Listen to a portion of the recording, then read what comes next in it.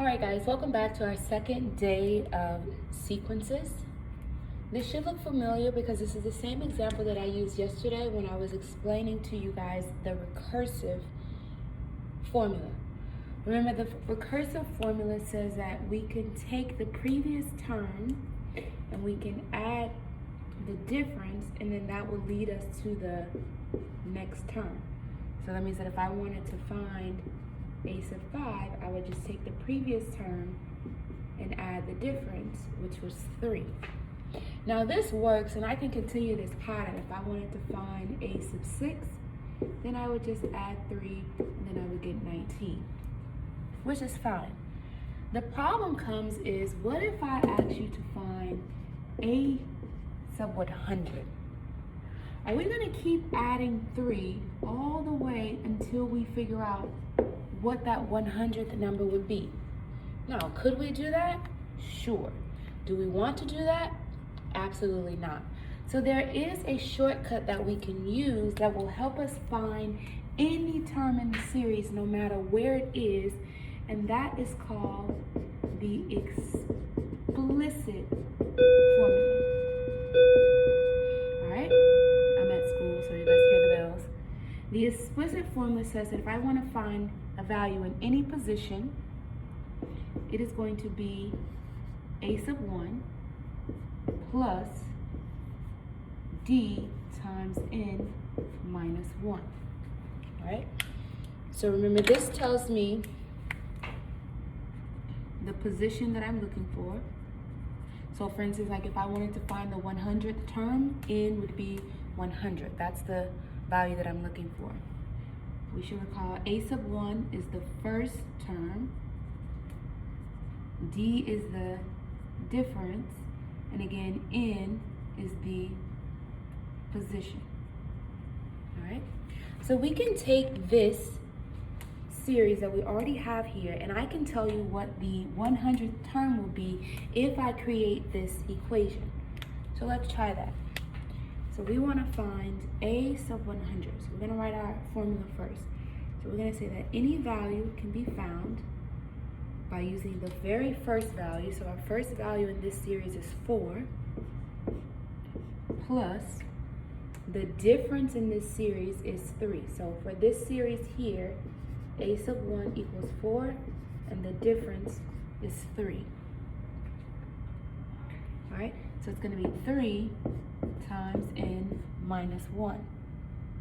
Now this is my formula, but we're going to simplify this a little bit so that it's more user-friendly. So a sub n is going to be equal to 4 plus, whenever we see parentheses, we should remember from our solving and simplifying that we need to distribute. So I will get 3n minus 3, and then we can combine numbers, so we will get 3n plus 1. So that is the value of a sub n. So this means that if I wanted to figure out any value in this series, I would use this formula. So now, if I really wanted to figure out what that 100th number would be, I would just plug 100 into this formula. So a of 100 would be 3 times 100 for n. So your n is 100 because I want to know the 100 term. So we would get 300 plus 1, which is 301. So that is the value of a of 100. And so because I've written this equation, I can find any value. If I wanted to know the 200th term, then I would just plug in 200 for n.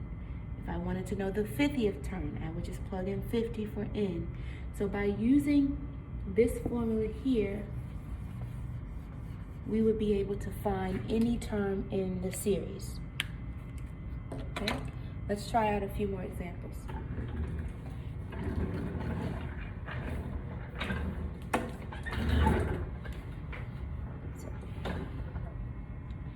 The first question says, find the 50th term when a sub 1 equals 8 and d equals minus 2. All right, so this is the information that we need for our formula.